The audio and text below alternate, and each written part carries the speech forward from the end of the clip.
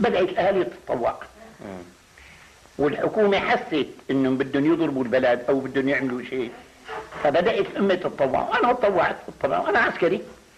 أخذوني مقدم لمعية كان قائد القلعة رشيد بيك عطفي. أيوة، رشيد بيك عطفي كولونيل كان، يعني عقيد. نعم.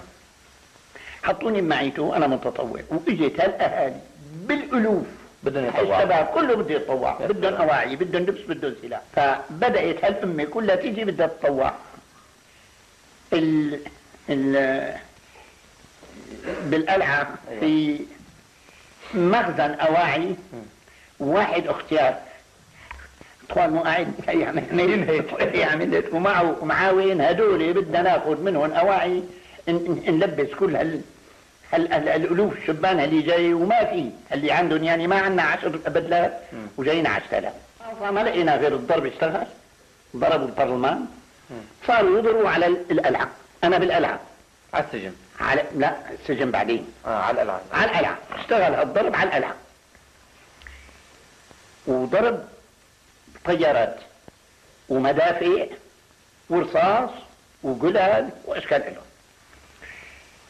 اجاني من رنكوش بيجي 40-50 شاب، رجال كلها وفعولة، هذه رنكوش ابضايات وبحاربوا، بدهم سلاح وراح ياكلوا عيوننا. فزيت اخذت عصاي وطلعتوني يخرب بيتكم، لك اقعدوا استنوا لحتى يموت واحد منا من العسكر، ناخذ البارودة نعطيكم اياه. وصلنا هيك قعدوا عندي، صرنا كل ما مات واحد من الدرك نعطيهم سلاح، ومن فوق نحن شيء دافع من فوق، شيء من تحت عن القلعة، وشيء القلعة على الأرض ومصابب عليها. احمد الله. نعم. انه هالأمة الصغيرة، نعم، هالسورية، مو أمة يعني الشعب الصغير السوري، وقف أمام فرنسا، أمام طيارات أو دبابات أو نسافات أو كل شيء إلى بحجار، ما عنده غير حجار، ما عندنا.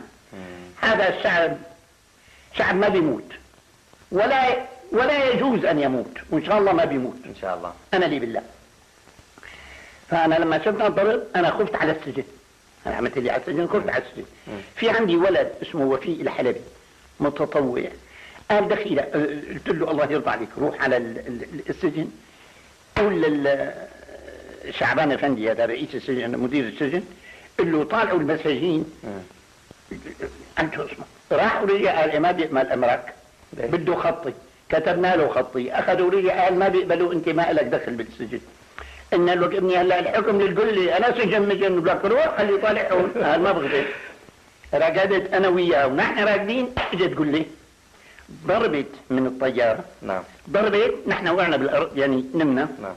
اصابتني شظيه صغيره كيف فاتتني، انا ما حسيت فيها من حموها. وبعدين خلصت، وصلنا على السجن. يا شعبان بجوز لك من الله طالع، قال طالع ما طالع بهالاثناء اجت تقول لي على اوج، وكل اللي موجودين الطب يا لطيف اكثر من 80-90 100 واحد ما بعرف، شيء راحت ايده، شيء راح راسه، شيء بحاله بصراحه. وفي مساكين بأوش ثاني لقينا 7-8 جايبين البريموس وعم يحطوه على الابواب من حديد.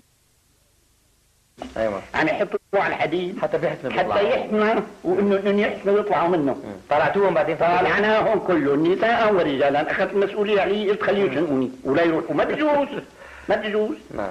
طلعوا ورحنا على الشكية، مطرح هذا التداوي، مطرحنا اللي فيه دكتور بيسوى تقله، ما ترك دقيقة واحدة. نعم. ابن الله ابن الحصني، دكتور الحصن، دكتور الحصني ما ترك دقيقة. جبنا له اللي بده جرعه خفيف عملوا، اللي جرعه تقيل. نعم. اخذنا بهالسيارات ركبنا، رحنا على القصاع، فرش ما في، طلبنا من الاهالي يساعدونا، ناس جابت من عندهم من بيوتهم. سويتوا مستشفى بنفس المستشفى الانجليزي. ايوه. جبنا فرشات من برا على التخوت اللي عندهم. طيب مين اشرف عليهم فخري هيك؟ طلبت انا الكشاف تبع جوريوس، كانوا واقفين عنا، لو بدخلكم جيبوا لنا دكاتره. راحوا جمعوا لي كل دكاتره المسيحيين اللي موجوده بحرف النصارى كلهم على الاطلاق اجوا، وهالاهالي المسيحيين اللي موجودين فتحوا نادي ابولو، وحطوا فيه فرشات وجبنا كل هالجرحى اللي رايحة ايد واللي رايحة رجله، يعني الاموات تركناه واللي جرحه خفيف سووه انت. وهدول بدأوا على الشمع، بعتنا جبنا من الكنايس شمع لانه مقطوع الكهرباء، وعملوا العمليات كلها على الشمع بالمستشفى الانجليزي هالدكاترة. وطلبت انا من الحكومة لكل هالدكاترة اللي كانوا وقتها لكل واحد بس على الاقل وسام، ببعثوا له وسام ببعثوا لنا طرات. ببعثوا لا شك أو شيء طويل عريض. هذا شو بدي احكي لك، هذا يوم من الايام اللي الله سبحانه وتعالى ينظف قلوبنا ويجمع شملنا. 70 مليون ما بحسن شو اقول لك عنهم المتفرقين، الله يخرب بيت قلبهم، الله يجمعهم او يافيهم، يا يبعثنا DDT يموتنا يا انه. واخيرا كان الجلاء عام 1946 وولدت سوريا التي ننعم باستقلالها وقوتها اليوم.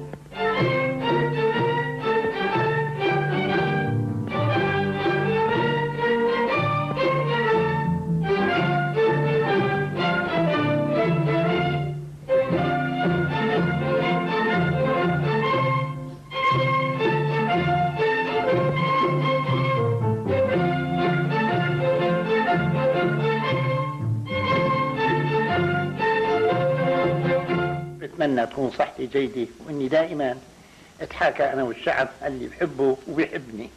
الله يخليك. أنا الشعب بموت فيه من عمري وبيعرف هو.